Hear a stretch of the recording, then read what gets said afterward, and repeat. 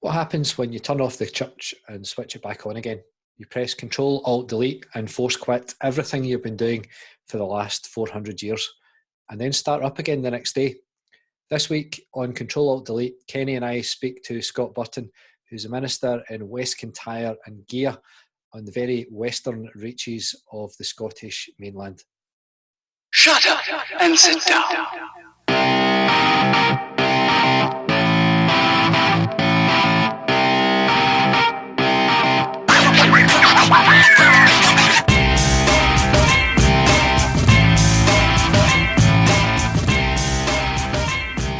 Hi, this week joining Kenny and I is Scott Burton. So Scott, do you want to tell us a wee bit about who you are?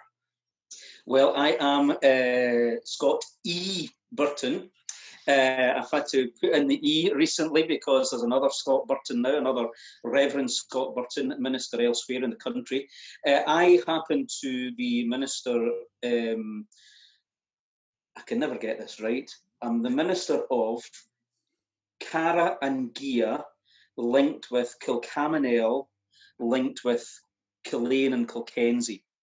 It's a three-way linkage, basically, in West Kintyre and includes the Isle of Gigha as well. So that's what my role is, that's my job, and that's, I guess, one of the reasons why you've invited me onto your podcast to think about churchy stuff. Yeah, so that's who I am, that's where I am, and I look forward to having a wee chat with you. Excellent. So you've not been there long either? I've not. It's a fairly recent move, isn't it? It is. I moved here, so I was minister in Kelty in West Fife. I was ordained in 1999, just as we went from 1999 over into 2000, and I was there for 7 years, and then I went from Kelty in West Fife to the city centre of Perth, and I was minister of St Matthew's Church in Perth for 12 and a half years. And in August of last year, I moved from the city centre of Perth to a very, very much more rural situation here in a three-way linkage. So it's a big change, actually. It's been a big change. But yes, it's new, and it's not exactly what I was anticipating now, but more of that to come, no doubt. Yeah. Absolutely. So the kind of first question we've asked everyone we've spoken to so far is to take yourself all the way back, which is, kind of almost 7 or 8 weeks ago now, to the Sunday before lockdown. There was a Sunday where we suspected that probably during that next week we would end up, something would happen. We weren't very sure what. So can you remember where you were and what you were thinking in that kind of sort of just before the lockdown kind of period? Yeah, well, I'm going to take you 1 week before that, if I may, because how it works here is it's three churches, two on the mainland, the peninsula of Kintyre, and one on the Isle of Gigha. And what happens is one Sunday I will be here on the mainland, and I'll take one service up north, I'll take one service down further south, and that's my Sunday over. The following week, I would then go to the Isle of Gigha and only take the service on the Isle of Gigha. And so that means 1 week I'm on the mainland, 1 week I'm on the island, and vice versa. There's local worship leaders conduct worship the alternate way around. So 2 weeks previous, or 2 Sundays previous to lockdown, I was here on the mainland. And I think things are a wee bit different here, actually. I hope in no way do I condescend or patronise people in this area. But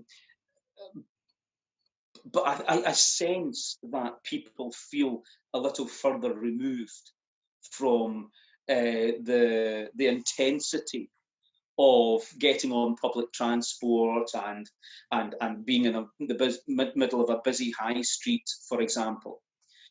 And so 2 weeks previously to that, we were actually hugging and shaking hands and saying, is this thing really going to affect us? It's going to be fine, isn't it? It's going to be fine. And we functioned as pretty much as normal, but it was there. It was there. And then things developed, and it began to appear to be that, golly, this is getting really pretty serious, actually. And I then, the following Sunday should have been on the Isle of Gigha. And actually, it's a strange thing. I don't know if anyone else has experienced this, but when you go to the supermarket, you get a bit of a strange sore throat thing going on. I think it's an anxiety thing, actually. But anyway, I found that I had a bit of a sore throat and a tiny bit of a cough. And with all the stuff that was going on, telling us what the symptoms were, knowing that I was going to go onto a remote island, I thought, I just don't feel comfortable about going over. And so I contacted the local folk. The local folk are very, very, very, very, very used to the minister not coming because the ferry might break down or the ferry might not be able to go because of the weather. I contacted local folk and said, look, I've got this bit of a sore throat and I feel a total fraud. I mean, there's nothing wrong with me. On a normal Sunday, I wouldn't have even thought twice about it. So I ended up not going to the church that Sunday. And then, of course, things developed even further where the Church of Scotland sent out the email to say, look, that's it, all churches need to close. And then we found ourselves in that situation where it was a new situation we're facing altogether. So, yeah, that's the kind of preface to church closure. Yeah. And that, I think, obviously one of the reasons that we wanted to speak to you was that you live in a very different situation to us. Both Kenny and I live in Lanarkshire. Well, Kenny's in kind of South Glasgow now. But I live in East Renfrewshire. East Renfrewshire, sorry. And his church is Motherwell South, so it's, slap bang in the middle of the Lanarkshire conurbation. And my situation is a slightly detached bit of the same conurbation. We've got a gap between us and Larkhall, so we don't, it doesn't join up, but it's 2 miles away. So our situation is slightly different, but yours is very different, in that you are genuinely rural. You're well out the road. How long does it take to drive from Glasgow to where you are? Well, Glasgow would be 2.5 hours. Perth, where I came from, is 3.5 hours journey. Yeah, I know the road well. I play golf at Macrahanish most years. There you go. Yes, it's a stunningly beautiful. Oh yeah, I love the drive. It's fantastic. Yeah. So, but it's remote. There's a lot of tourism in the area, but not at the moment, I guess. But it's it's a pretty rural kind of situation that you find yourself in. So the villages that you serve are villages, aren't they? They're not, they're not towns. Yeah, there's four primary schools in my parishes, and I don't think any one of them has pupil numbers in double figures. Really small hamlets, lots of farms. I look out the window and it's just sea and 4 different southern Hebridean islands. It's the worst view ever. I can't. It's terrible. You can sit and look out your window. It's awful. I mean, it's the crosses we have to bear, But you're right. So the Isle of Gigha, for example, is even more remote. See, I before I came here, I spoke to a colleague who had done something similar a number of years ago, and that was moved from Fife, where I had been a neighbouring colleague, and this other colleague went away to a part of Argyll. Which is, again, I think he's got 4 churches, in fact, to minister to. And I had a conversation with him about that kind of transition of moving from one place to another like that. And he said, he came up with a phrase that said, it's rural, but it's not remote. It's rural, but it's not remote. And I thought that was really, really helpful. Because where he is, he can go do shopping in the big bustling town of Fort William. Now, again, it's all relative, isn't it? But Fort William's a reasonably sized town with good amenities, whereas the villages he serves are not as nearly as big, of course. So I would say that Kintyre, the peninsula of Kintyre that's on the mainland, only just call it the mainland island, it's rural. but I wouldn't say Kintyre's remote. Gigha, however, on the other hand, as I say, it's connected by a ferry.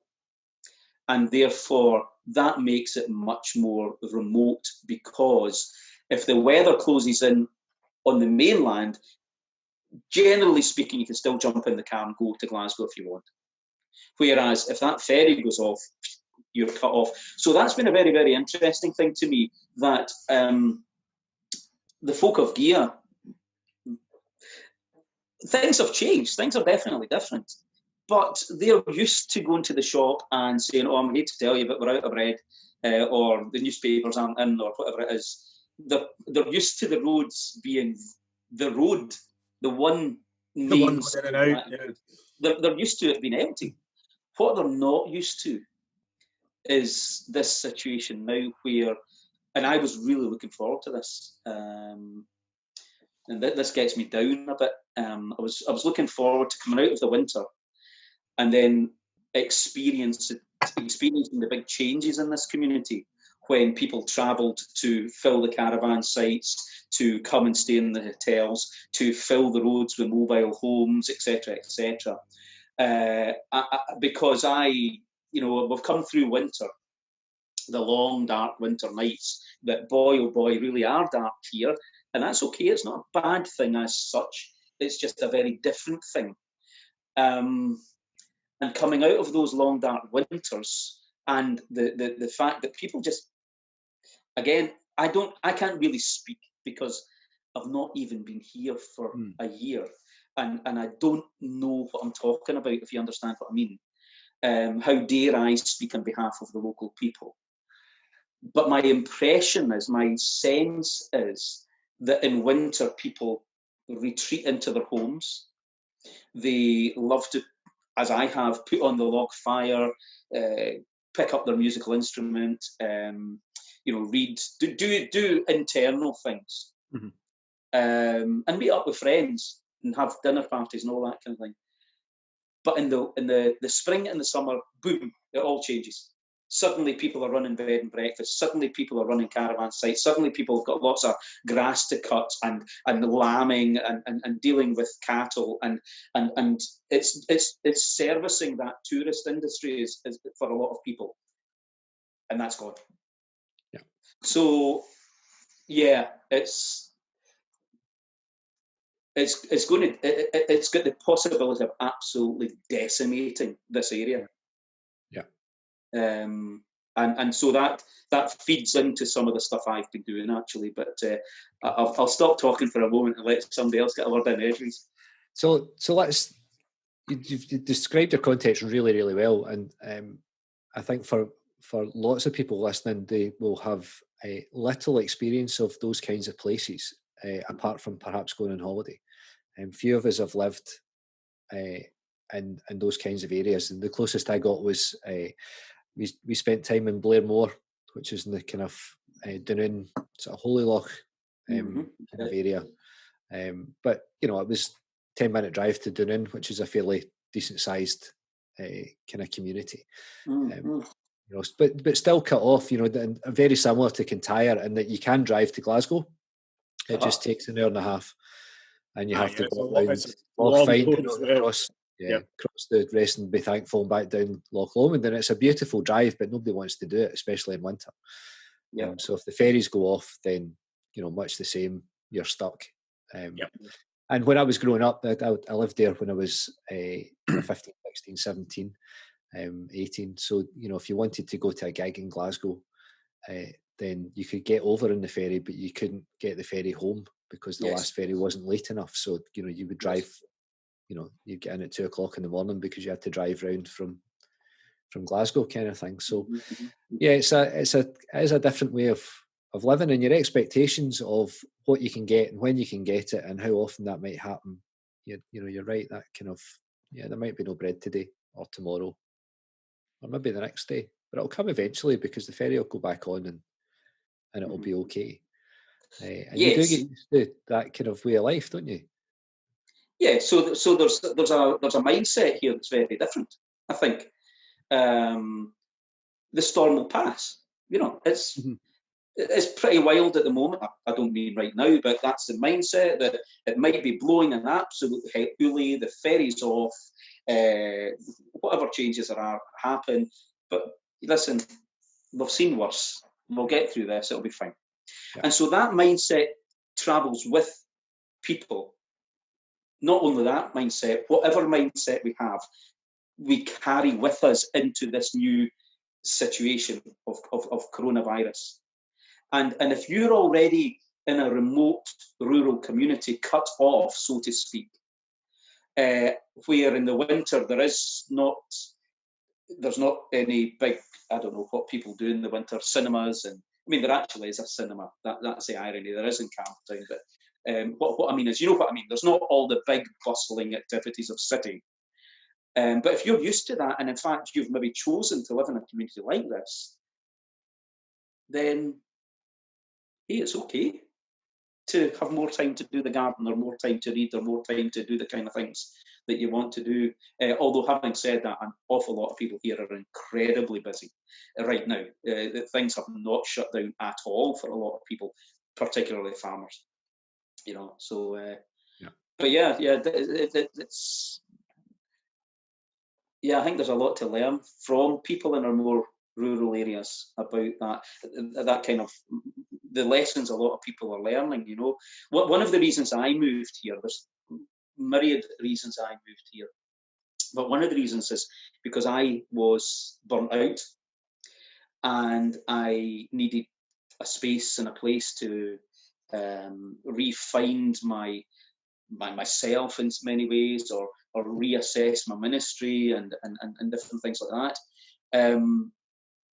And I wanted to find my way back to a more traditional ministry. And this is so ironic. It's so ironic because if people know anything about me from my past, you know, the thing in St Matthew's was we raised nearly £1 million to refurbish the church, and we've got the sound desk and the sound system was £40,000, right? So we installed an incredible array of IT, audio-visual equipment, Wi-Fi in every part of the building, an 800-seater building. But I got burnt out from trying to raise that money and trying to deal with all the politics, and both regionally, nationally, locally, etc., etc. And it just, I suppose, looking back on it, I had got to the point where I'd done my job. I didn't actually have any intention of moving on, and initially, I thought, no way am I giving up this amazing building we've created for somebody like Stewart Cutler to come in and get all this IT kit, you know. But actually, it just came to a point of realization that no, it's time for me to move on and do something different. And I really wanted to do something different. I looked at other churches that were in other places on the mainland and different parts of the country, and I kind of thought that I've done that. I've never, like you're saying, Stuart, I've never lived. I love going to Colonsay, the Isle of Colonsay, so it's on the other side of Jura from where I am. I love going there once a year. I used to go there once a year for about 5 years for kind of retreat, if you like. I love hiking, I love kayaking, I love being outdoors, so a lot of things here were just great for me. But I wanted to get away from technology and IT and restructuring churches and all of that stuff. And I was so enjoying getting the ferry over to Gigha and taking time with people, not rushing from here to there. So enjoying doing the same kind of thing here. And then this happens. And suddenly I'm launched into, like everyone else, or so many of us, launched into, right, okay, yes, I've got some experience of making videos and websites and stuff, but I've not done that for quite a while because I had people in my last congregation to do it for me or with me.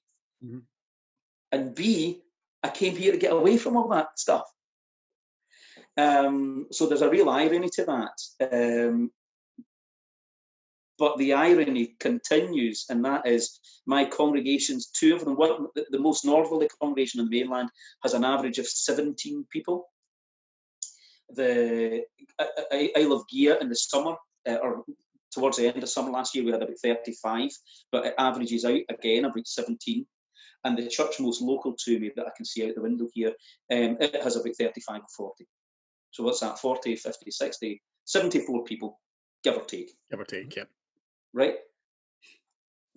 I do a pre-recorded service, and it's averaging out at 650 people tuning in. Now, we don't know. We can look at the details of that. Some people tune in and go, "Oh, it's him." No, not interested. And you still get a hit. You still get a hit, and they've been on for 10 seconds, you know. But the feedback is I'm getting emails and phone calls and stuff saying, "This is brilliant. Really, thank you so much for doing it." So my congregation actually has really gone up, and what it means for the local folk too is that there's a lot of housebound people that weren't getting to church and weren't getting anything at all, and I wasn't thinking about them before COVID-19, nor were the rest of us, but suddenly we're all in the same position, so we're actually doing stuff that long-term housebound people are going to benefit from. So that is a big question for the future.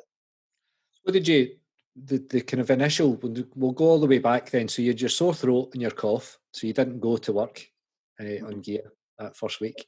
And then in the middle of the week, there's an announcement to say everything's shut.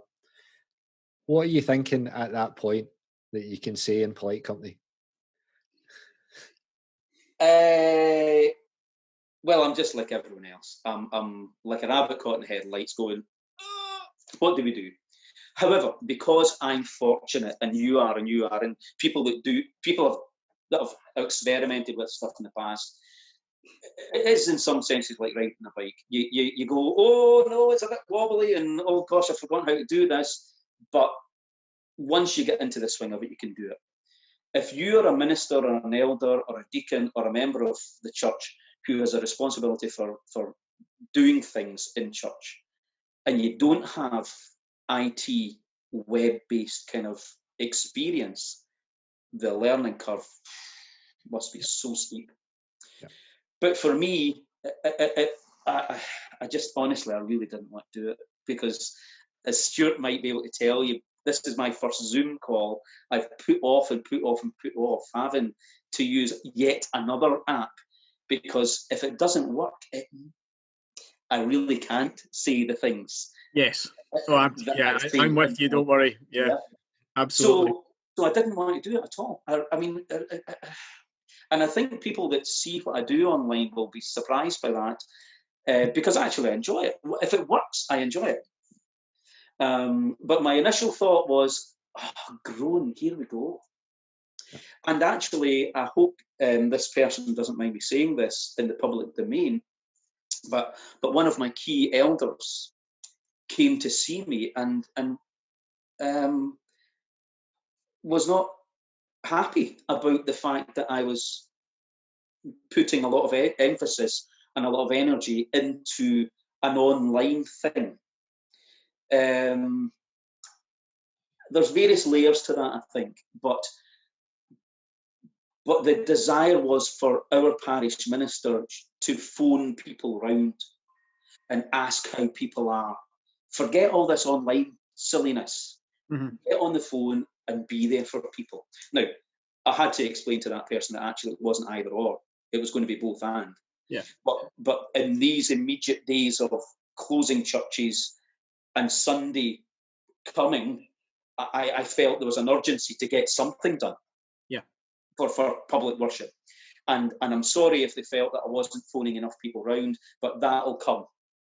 We're going to be in a long-term period here. And so I now describe myself as somebody who works in a call centre, because a lot of the time that's exactly what I do. I go through the church roll, I go through the phone book, and I phone up and say, hello, funeral director, listen, how are you doing? Hello, elder, hello, shopkeeper, hello, whoever you are. Just want you to know I'm thinking about you, how you getting on, and give people a sounding board. But yeah, it's both and. It's been both and, the online Sunday stuff, pre-recorded, and the phones. So pre-recorded, partly because you can't rely on it not, just working. So the broadband connection down your way is decent, slow. Well, yeah, I mean, so I moved here in August. One of the things I spent my time doing during the winter months was learning to play the guitar better. I mean, I've played the guitar for years and years and years, i.e. whacking out chords. And that's fine, it carries a tune. But I wanted to start to learn to do some finger picking and new chord patterns and things like that. And there's a Facebook page that I kind of follow, Simple Guitar, whatever, I don't know what it's called. But it's people saying, oh, look, I'm trying to get this new chord pattern, what do you think? And you upload your video, maybe 3-minute video. It took me a while to do it, but I uploaded a wee video. So look, I'm kind of trying to do it. Do you know what happened was the video, the 3-minute video took about 45 minutes to upload. And when it eventually uploaded, halfway through the video, the screen froze for the rest of the video, and all you had was the audio. Okay, so that was the quality, or that was the kind of level of internet connection. Thank God, and I absolutely mean this with no blasphemy whatsoever, I got an email from our property convener sometime in January or February, I can't remember when, saying BT are about to upgrade to fibre. Do you want to go with that? And I was like, the download speeds for Netflix and stuff was actually okay. And I thought, I suppose so. It won't do any harm to get the fibre and get better quality. If we hadn't done that, there's nothing that I would be the phone line, and that would be it. I wouldn't have an online ministry at all. Mm-hmm. So that's but the other end of that is reception for other people that don't have fibre yet. And so it might actually be okay. Well, presumably is. We're doing a Zoom call. Yeah, it's great. It's working fine. But there's people on an island across the water that certainly don't have fibre. And my responsibility is for them as much as anyone else. So it has to be pre-recorded, mm-hmm. so that people can download it as and when their internet allows. You know. So you've gone for a pretty low-tech solution to enable people who don't have broadband or whose broadband isn't very good to still mm-hmm. hear the service. So can you tell us a bit about that? It doesn't feel low-tech to me. It feels really high-tech. What do you mean low-tech? I'm doing stuff on YouTube, don't you know? Yeah, but you're enabling people. You were very quickly, you know, so people are last week I put my service on a telephone line thing. Yes. But you kind of did that differently. Yes. So okay.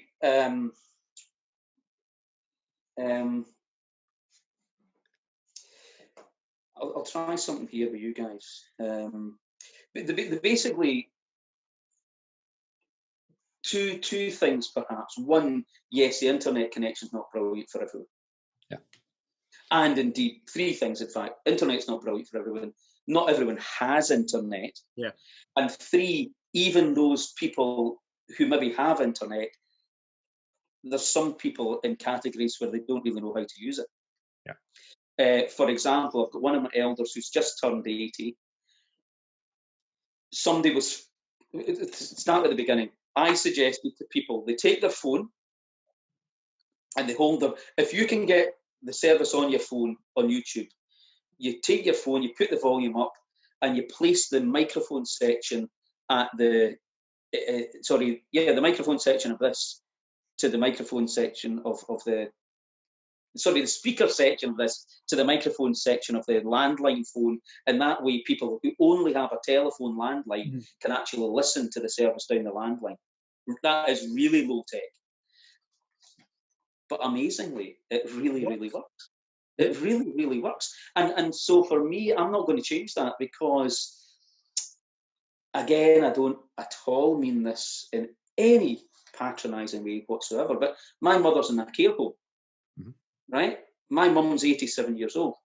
If I was to explain to her, Mum, no, Mum, look, all you need to do is, I know you're not used to a mobile phone, but all you need to do, she would be lost. I know she would be lost. And even if I was to say to her, there's a telephone number you can phone that I think it still would, she would find that complicated. However, and here's another key point. if one of my elders or church members does what I'm suggesting, it creates a community dynamic where Jimmy phones Jesse and says, "Hello, Jesse, how are you doing? Have you got enough food? Are you coping okay? Are you feeling a wee bit lonely?" And they have a wee conversation. Right, now we've had the conversation, would you like to listen into the service? And they do that thing, and then they can worship together. It doesn't need to be complicated, does it? And I actually, you see, this is something I think for my whole ministry I've watched and I've been engaged in. I think we're awfully good at complicating things, overcomplicating things in the church, you know. And that's what I wanted to do, was come here and get back to a contemplative ministry, a pastoral visiting ministry. I mean, that's really low tech. You know, I cycle to go and visit people on the Isle of Gigha.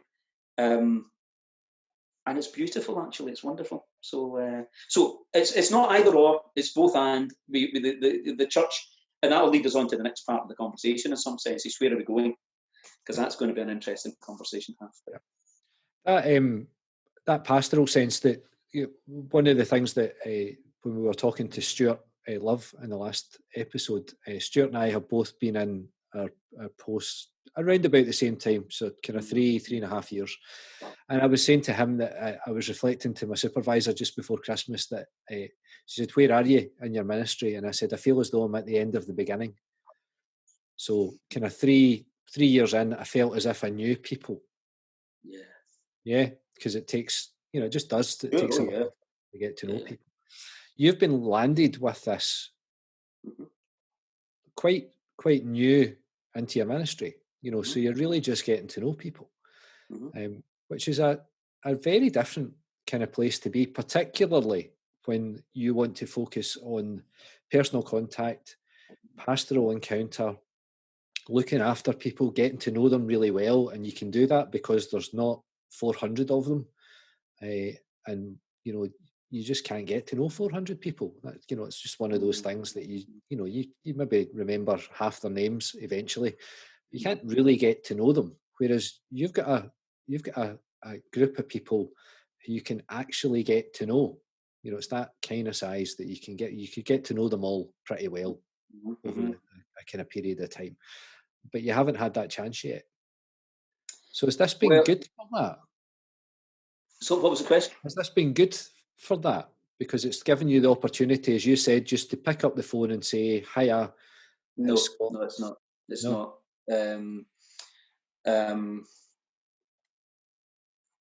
Because you can have a conversation on the phone and you can get information. How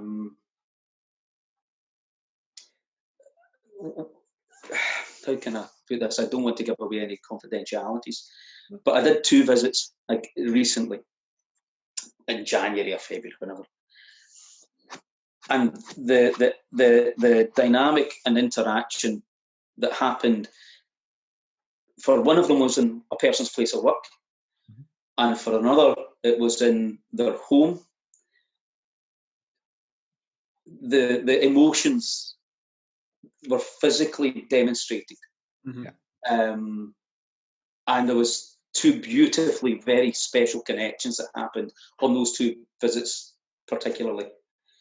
And no, I would say absolutely no. I would say I am absolutely missing the facial expressions, the being able to take somebody's hand and say a prayer with them, or to put an arm around the shoulder, or to share a dram, or whatever it is. No, I'm really no. It's not at all. It's good. It's pragmatic. I can pick up the phone and say, "Hello, Jesse. How you doing?" 5 minutes later, I'm on to another phone call. But that's not a relationship. Sorry, Kenny. No, I was going to say, do you find do you find it's almost becoming transactional? Like you said, you feel like you're in a call center right now. Is that just because it's call? Right, I need to, does it feel like you've got a to-do list that's never ending with phone calls, and you're kind of just going through them, and is that kind of where you're struggling with it? There's an aspect of that to it, yes. That You want to try and make sure people aren't getting left out. But I'm going to correct you, Stuart, actually, because you're saying it's a manageable number. Yes, the congregations are small, but I've always, for 20 years, found I am a minister of Orphan Sacrament in the parishes of I'm a parish minister. So some of the phone calls I phoned somebody.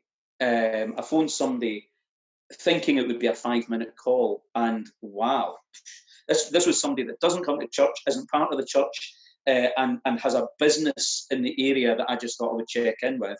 Mm-hmm. And they were on the phone for half an hour wanting to speak.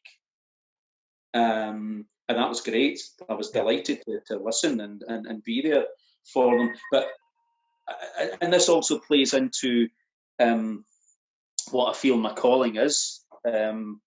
During the services we've had online, I've been very, very, very intentional about, one, providing worship, prayer, scripture, some kind of message, and some kind of praise. And also the offering, incidentally. I've now begun to put that in. But people may or may not be surprised that some of the contributions, I get people to send videos, little 2-minute, 3-minute things, and some of those contributions have been from local shopkeepers or local business owners or the ferrymen, for example, people who are not part of the church. But here's the thing. We can't see each other right now. We can't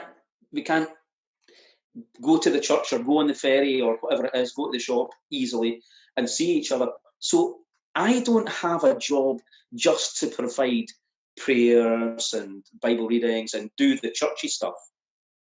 As a parish minister, I want to create an opportunity. Oh, there's Johnny, or there's Jackie, or why does everyone's name begin with a G? By the way, it's Jesse and Johnny and I don't know.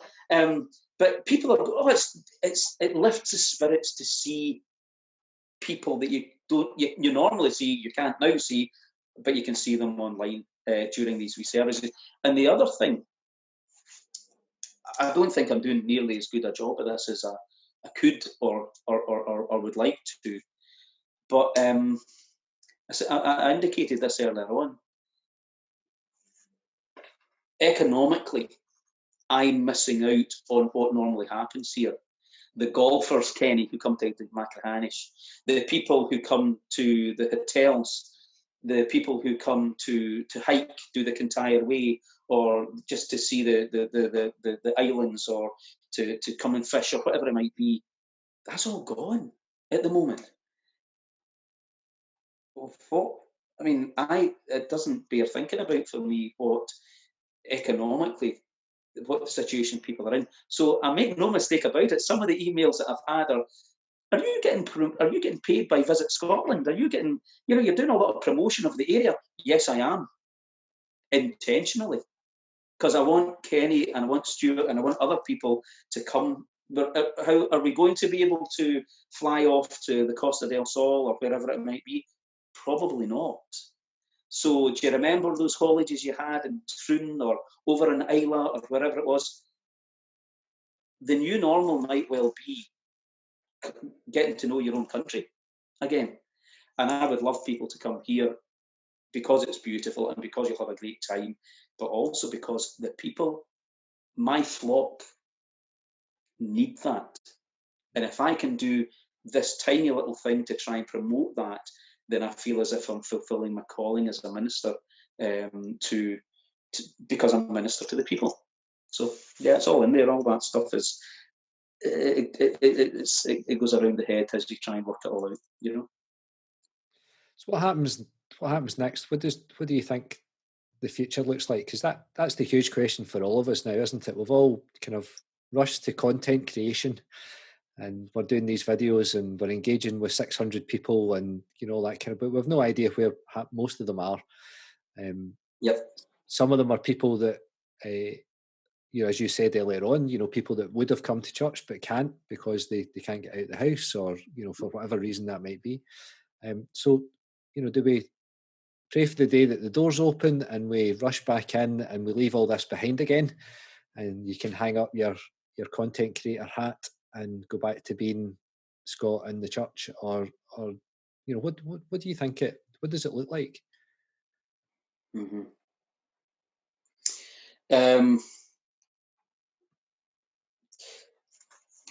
I've ended up digging out a whole lot of books that I used to read that I've not read for ages.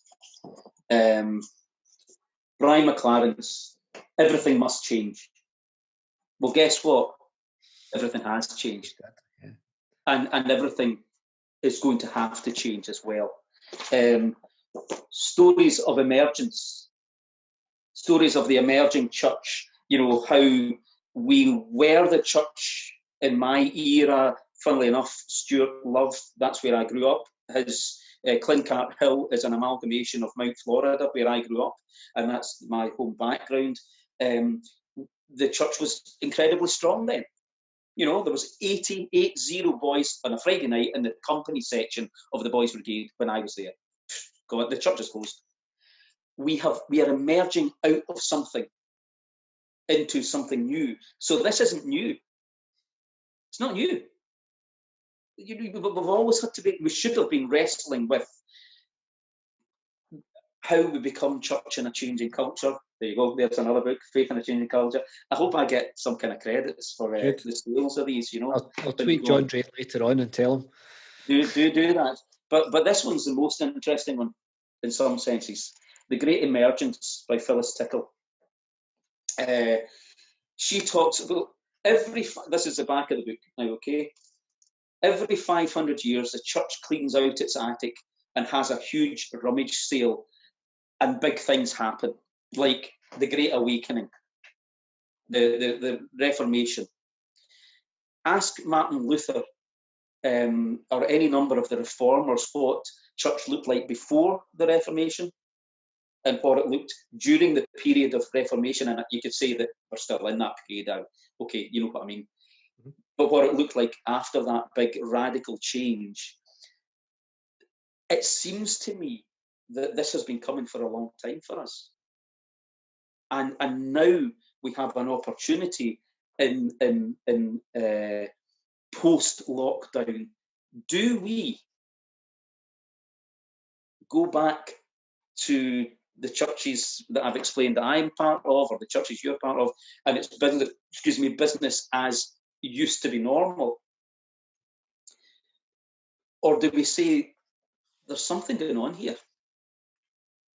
How can you possibly go from an attendance of 70 people listening to my sermon on a Sunday to an average of 650 and say that we just revert back to 75? Because I know for a fact some of the emails I'm getting are from people locally who I don't think would necessarily ever have considered going to church. And then other people are people that are not so local, but they're tuning in going, actually, I'm getting something out of this. And I put a wee challenge into my sermon on Sunday. What is your new normal going to look like as a consumer of Christianity, as a consumer of worship? What's your new normal going to be in regard to post-lockdown spirituality? But that question has to be asked of us as well. What's our new normal going to be? So yes, I'm already. I've got a meeting coming up with session clerks, my 3 session clerks. The first discussion point is what platform are we going to use to have a discussion on? Is it going to be Zoom or WhatsApp or Skype or FaceTime or whatever it is? But once we lock that down, or once we kind of bolt that down and decide what platform we're going to use, it's then a matter of questions of, we're not anywhere near going back, I don't think, right now. But we would be wise to be at least thinking about that. Now, here's an interesting thought. I think it's interesting because I'm saying it, okay? So it must be interesting. Must be. If Absolutely. cafes and restaurants are going to go back to some kind of normal before churches even begin to go back to normal, what has Cafe Church got to teach us then? Can we start some kind of service in the church hall which allows for fantastic distancing, where, in my current thinking, and this is really just a kind of brain dump, okay? People could come in the one door and go out a different door. There could be a clean in between times, and then the second shift comes in.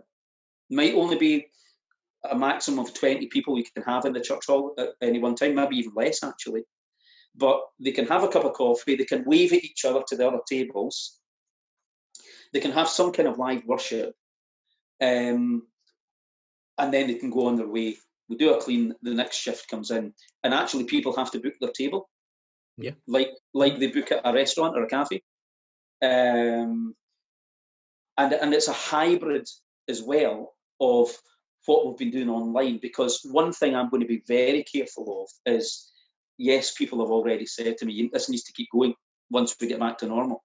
And I've said, well, hold on a minute. The only reason I'm doing this is because we needed an alternative. What you're now asking me to do is an additional. And I'm sorry, I've been burnt out before, and I'm not going to allow myself to be burnt out again, because the costs are too great for me personally. And broader, the ripple effects of that it's a cost for the church as well. So I think there needs to be a hybrid where we continue some kind of online church. But if I've already pre-recorded my sermon, can I not just show that in the church hall? Yeah. And then people, you understand what I'm saying? There's things we can, it doesn't need to be either or. And I really hope people don't just go back to what church was, because sometimes I say things that get myself into trouble, but it wasn't working. I think we all know that. Yeah. Like many other things in society weren't working, and actually until somebody turns it off and turns it back on again, you don't realise. Yes. You know, because we never. One of the big problems, I suppose, is that, you know, so for me, the conversation before lockdown, you know, the kind of over the last 2 years has been, we need to do some other things. So we need to engage with some of these people that aren't coming to church. You know, the Church of Scotland had challenged everybody to set up a fresh expression by the end of this year. We've all done it. It took 10 minutes. It took 10 minutes. It only took a global pandemic to get us to do it, but we've done it. Yeah, but that's the problem, isn't it? It takes a global pandemic to give you the time and the space to do it, just as you're saying, Scott. You know, I'm only doing this because I'm not going on a Sunday morning to lead worship in the way that I normally had. And one of the questions that we had was, yes, we could set up a fresh expression, but who's going to do that? You know, is it going to be me? And if it's going to be me, then who's going to do the other things? And we were starting to address some of that. We had, you know, some local worship leaders and all that kind of stuff to free up a bit of space for everybody to think about it. But all of a sudden, somebody came along and went, off.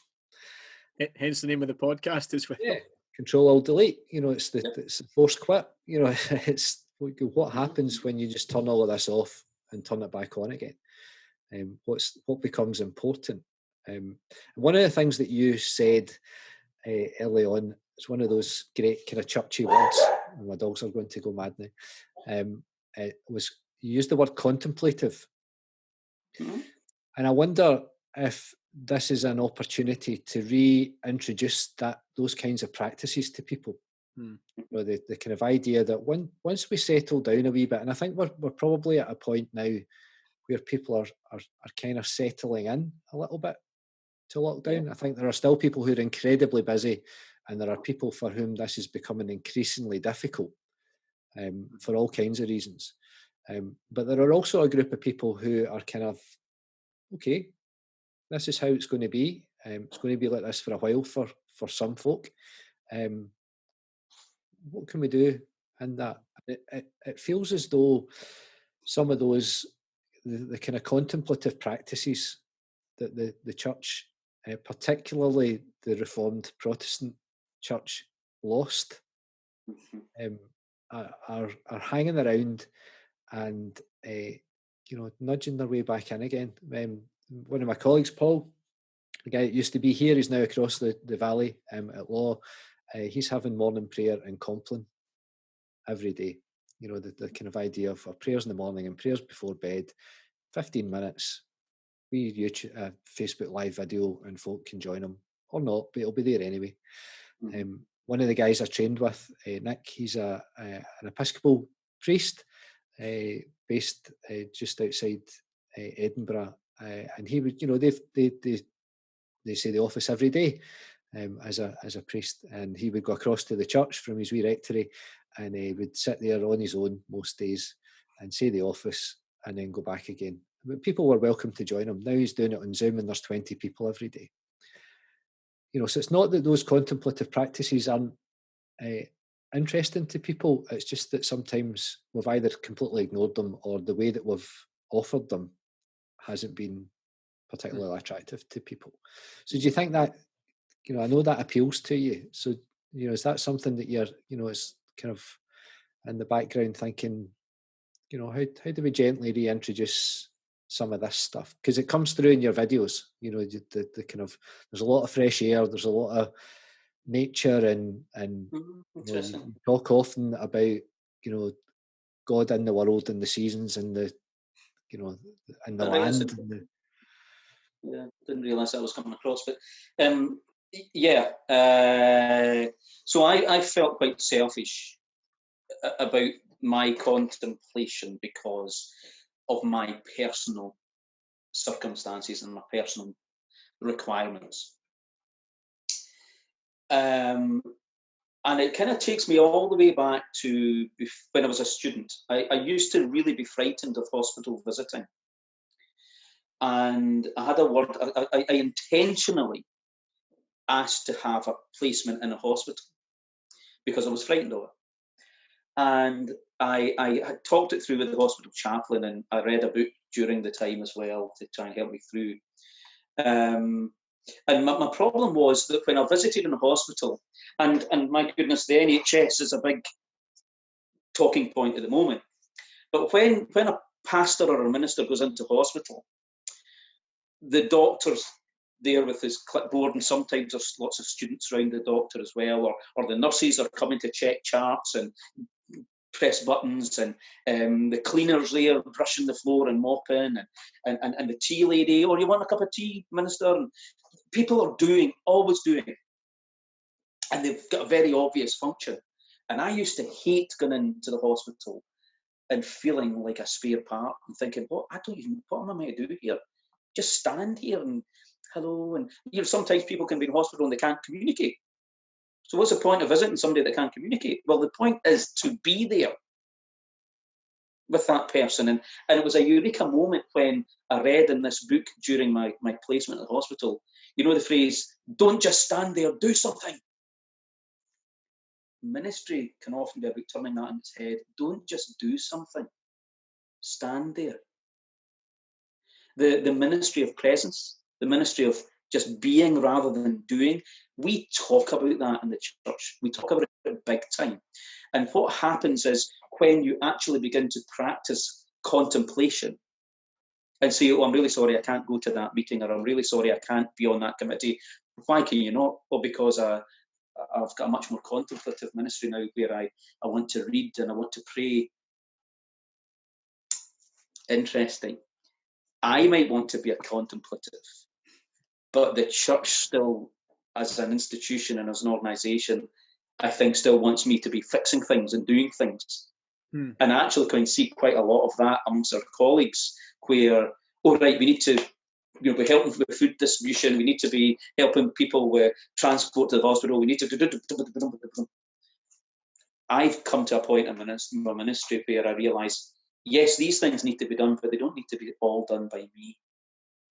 And I need to learn, and it's hard actually, I don't find it easy. I need to learn to take a step back. And the person that taught me this was Eugene Peterson. Eugene Peterson died last year, and he died when I happened to have the most beautiful, angelic, deeply spiritual Christian woman in my congregation in Perth who was in a hospice. And I happened to notice the Message Bible sitting on her bedside cabinet in the hospice. And I shared with her a little story about Eugene Peterson. He's got a book actually called The Contemplative Pastor. Mm-hmm. And he died last year, as I say. he used to go down to, he had a beautiful home with a lakeside setting, and he went down and he used to have a coffee and prayer and stuff by the loch, the lake. And he said he noticed a kingfisher one day. Oh, there's a kingfisher. That's beautiful, beautiful. And the next day he went down and there's a kingfisher again. And he went down another time and he noticed that he thought, I'm going to watch this kingfisher. And he watched the kingfisher, and he counted the number of times the kingfisher dived into the water and came back out with no fish. And he makes the point, this is not just a fisher, this is the king of all fishers. This is the one that's going to catch the fish. 52 times, apparently, if I'm remembering my numbers and story right. It took him ages to catch a fish. For me, that's not the point of the story. For me, the point is, Eugene Peterson, how long does it take to count 52 dives of a kingfisher? That lazy old git was sitting, well, you see, that's the point, isn't it? Contemplation, noticing things, takes time. And I think a lot of people are realising that within lockdown, that they're noticing a lot of other things that they were too busy in the past to notice before. And so, just to finish this part of the kind of conversation off, a few weeks ago, I can't actually remember the text now. It was Jesus offering peace. Can you remember it? I can't remember. You watched it. Yeah, it's part of the John. It was John 10, wasn't it? Yeah, John 10. Yeah. And I had actually recorded, with this backdrop, the sermon. My sermon was all done and dusted about Jesus comes to offer peace, and this is what we learn from that Bible passage. And it was I'm sure it was a brilliant sermon.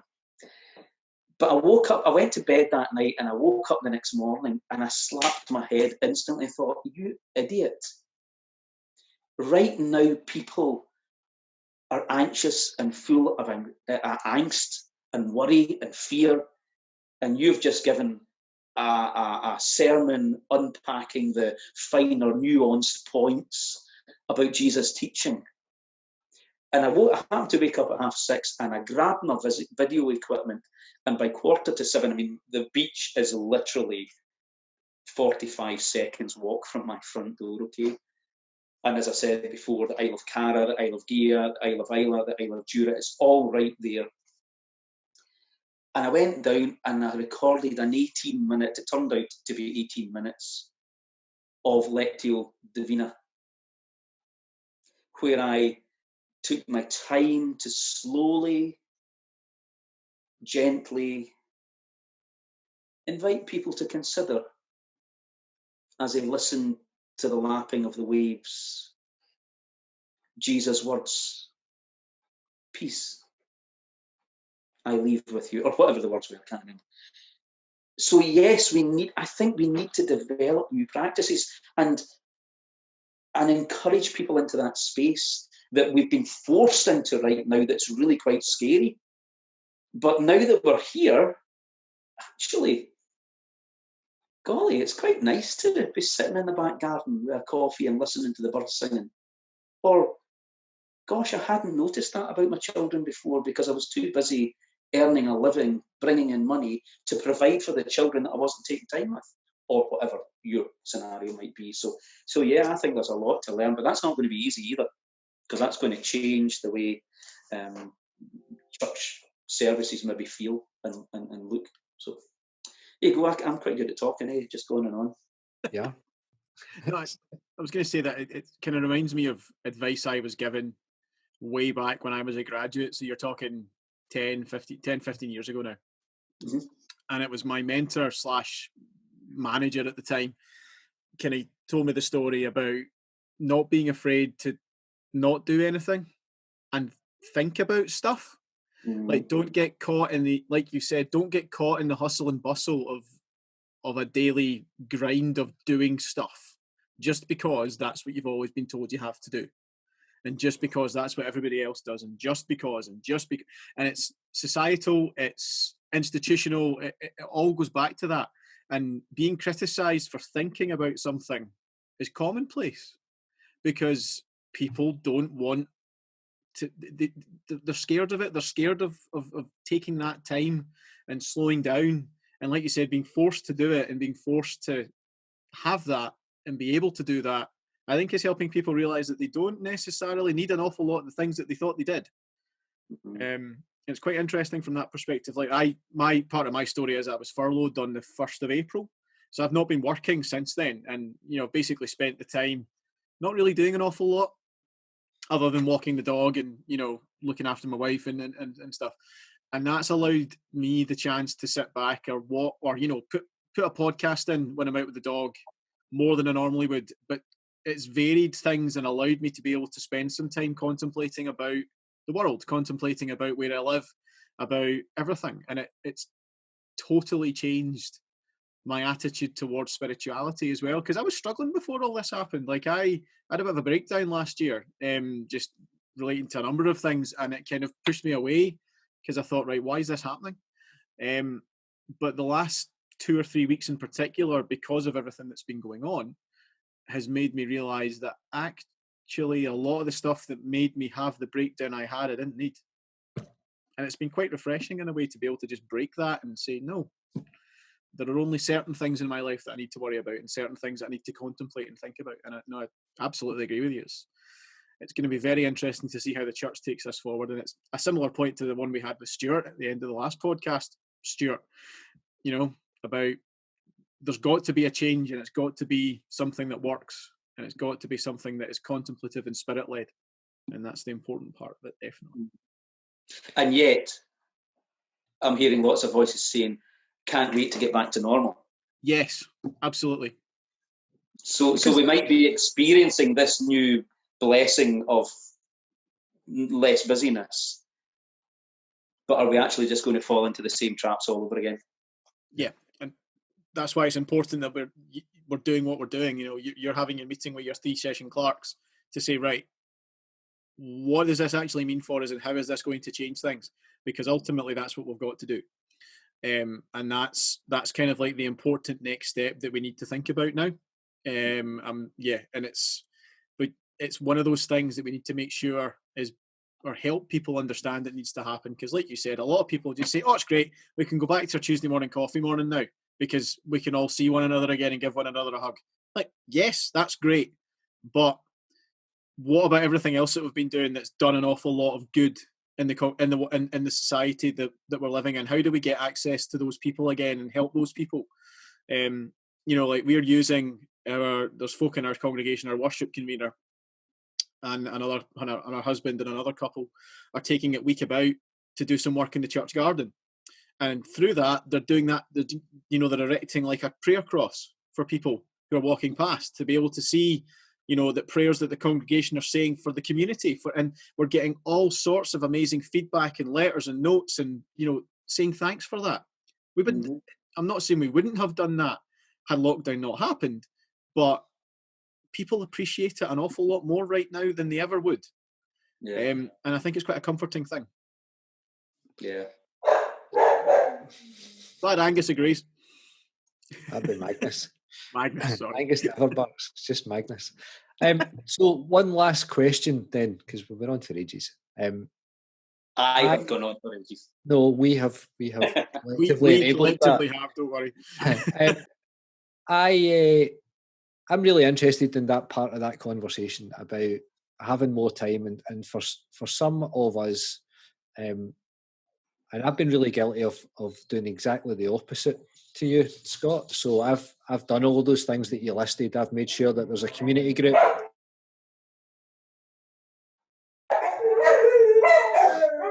A moment. What, one of them being naughty? This happened last time, Scott, and it was one of the other dogs grassing on the other one for being on a seat he wasn't allowed to be on. So sitting in my at all. Right. Okay. You'll cut it out, don't worry. Okay, right. We might edit that bit. So I've been really guilty of doing all of the things that you listed on your. I've noticed some of our colleagues bit that you kind of said, right? So one of the first things we did was set up a community hub thing. Now, I'm quite good at saying, yes, that's a great idea, you should do that. But, you know, obviously some of that involves me. You know, I need to give some time to that, and I need to, you know, give a bit of headspace to it and a bit of energy to it. And, you know, before we spoke today, I was showing Scott that at the moment I'm setting up a shop on the website so that we can sell masks for church funds. So, you know, and that's partly because I know how to do that, but I'm sure there are other people in the congregation that have those skills. So I've been filling myself with busyness. And last week, I think it was, I can't even remember, last Thursday or Friday, I woke up with a bursting sore head. Friday it was, feeling sick, kind of sore, you know, and some of it was just absolutely shattered. I was just really tired. I'm sure some of it was a bit of anxiety, and some of it was I've not had a day off for 6 weeks. You know, and you're kind of sitting there thinking, what are you doing? And I know all of that.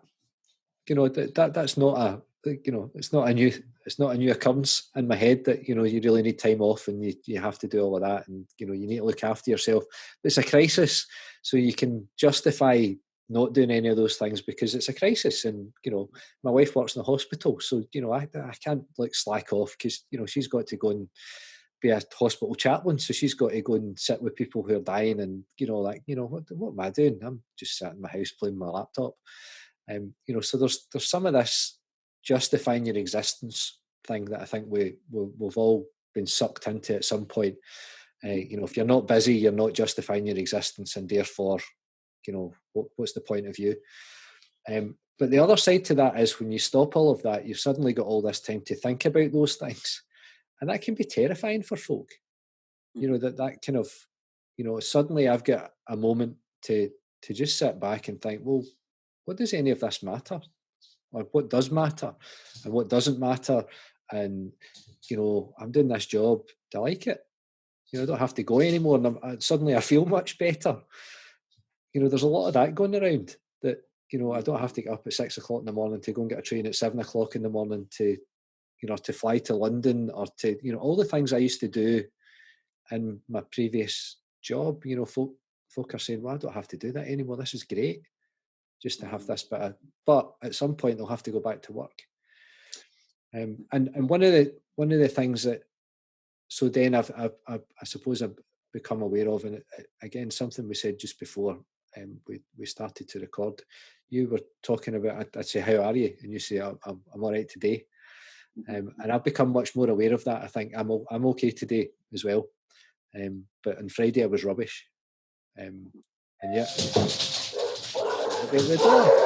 So answer that question and I'll be back in a minute. Do you want me to actually answer it now, or will I wait for you coming back? No, just go for it now. You might as well. It's not, you can cut it and edit it if we need to. Yeah, okay. I feel like I have had a head start to a lot of this stuff.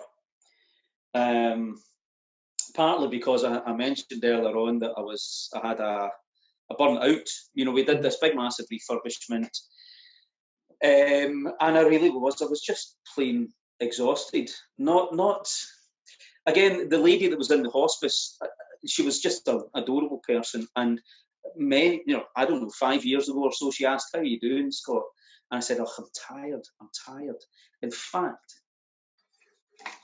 I can say to you, I'm sick and tired of it. It's never enough, you know. I do visits, they're never enough. I make phone calls, it's never enough. I preach a sermon, it's never enough. We fix something in the church, but it's never enough. We get some children to the Sunday school or whatever, it's never enough. And I probably put the pressure on myself more than anyone else. But yeah, I burnt out. I absolutely burnt out. And I remember going to the doctor and saying, I'm angry, I'm bitter, I'm becoming exhausted, I've got anxiety, I'm frightened, I've not got any energy. And she said, yeah, absolutely. This is my GP. She said, yeah, it's all of that. It's all of that. It's like a big ball of wool that's all got tangled up and knotted, and you just have to slowly but surely take some time to unravel that to make sense of it all. So I've had a head start because I've been dealing with that consciously for maybe the last 3 or 4 years. And then when I moved here, you move from the city with the pubs and the restaurants and the variety of options, your friends and your family, the city lights, and that's no insignificant thing to say. The city lights, you come here and in winter it is pitch black. I mean, the stars are amazing in the winter, but it's dark. And I now live alone as well. That's been a big adjustment to make. And so you were all talking about this new normal. When I moved here, that there was a new normal. And yeah, I am being quite open about my mental health struggles these days. I'm being open about it. Maybe I'm going to the other extreme, and maybe that's not the right thing to do. Who knows? Who does know? I really don't know. But I have presented a persona for the last 20 odd years I've been a minister of. I've got it together. I preach my sermon, and of course this is what Jesus meant, and that's what it's about, and we'll be fine. And you know, I'm even making I'm making the facial expressions of oh yes, and then you come away from the church into the manse, and you've got to deal with barking dogs, or kids being late home from school, or you know the kind of the toilets leaking or whatever it is. And you're not the same person you are publicly, obviously, with all these things. So what's that about? What is that about? Jesus says, I've come that you might have life in all fullness. Jesus says, I've come that you might have peace within yourself, etc., etc. We know all this stuff. Come unto me, you those who are heavy laden, etc., etc. And yet we're not finding that. Or, no, I can only speak for myself. I was not finding that. And I would say that part of the reason for that was because the institution demanded so much of me.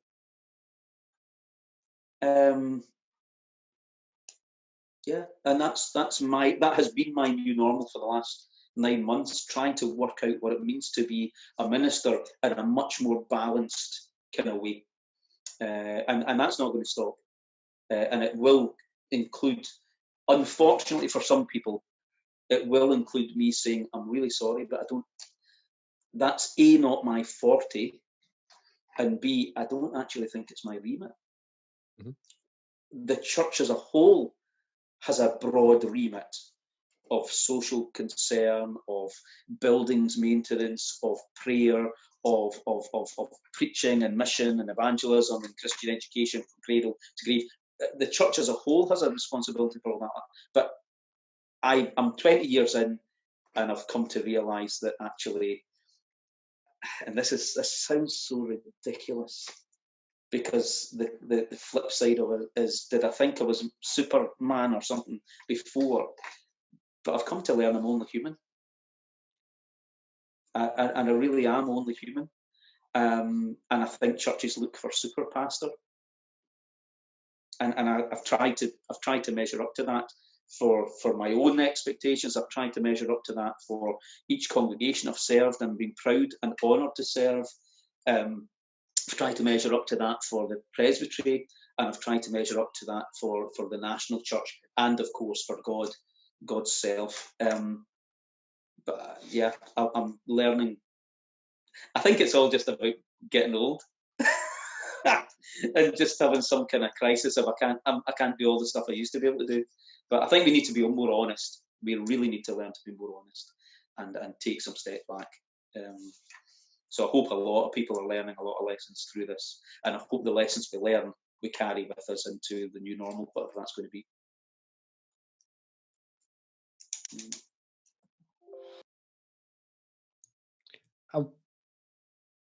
Yeah, there's a whole lot I can say about that. But I think, you know, I think you're right. You know, there's a lot about this role that allows you, should you wish, to put on your cape and your underpants outside your trousers and go and try and save lots of folk, or to, you know, be all things to all people, or it's just one of those kinds of jobs. I think, you know, it presents multiple opportunities to be pretty much anything you want to be, and knowing when to say no is probably the greatest gift and skill, I think, and the whole stramash of talents and skills that you might need to do this kind of job, because it's really, really easy just to get sucked into doing absolutely everything. Yeah. But also, I mean, I've heard you say before that, you know, for example, having 2 days off is the best decision you ever made, because it allows you to be fresh and focused and actually to get more work done, which is, you know, sounds completely counterintuitive. You know, it's a conversation that's been happening in society. You know, the kind of 4-day working week that, you know, New Zealand introduced and turned out, you know, it's more productive.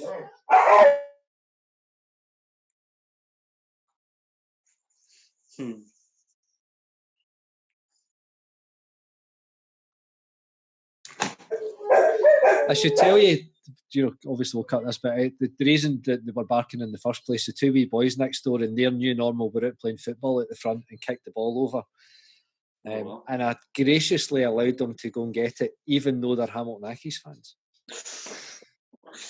That is graciousness, eh? Oh dear. Good. Brilliant. We've asked everybody, so we're going to ask you the same question. What are you using to make your things? So I noticed that you bought yourself something fancy. I noticed you posted on Facebook that you bought yourself a selfie light. Oh wow! My halo has slipped. And a fancy Rode mic. Yeah, no, I was quite well. So I had 2 amazing things happened, and I mean amazing things happened. Very humbling indeed. Week 1, I cobbled together a wee half-hour thing. The ratios I got all totally wrong on the week 1. They didn't even fill the screen. I literally had my mobile phone that I'm using right now sitting on a music stand, and that was it. That literally was it. That was all I had, and that was always going. That's the way it's going to be. That's fine. That's, again, I'm not going to get all wound up and over stressed about, oh, it needs to be this, it needs to be that. I'm very, very, very blessed because I put that service up online, and I happen to be friends. I've never met this guy, but I happen to be friends with Tom Urie. Tom Urie is an incredibly talented guy who has been in Trainspotting 2 and River City and Still Game and all these things. It's because of something I did in the past, and we ended up becoming friends on Facebook. Anyway, Tom obviously saw my service online, and the content, he thought, his feedback, I'm only saying what his feedback was. His feedback was, he said he found it really helpful. I happen to have a video editing suite in my flat. Would you like me to do your editing for you? And I was like, yeah, okay then, why not? Of course I want you to do my editing, man. So Tom does all the editing week after week, which is fantastic. I mean, as the weeks have gone on, actually I've got a wee bit better at it myself. But it's great to have Tom on board. Fantastic to have Tom on board. And that's a wonderful partnership.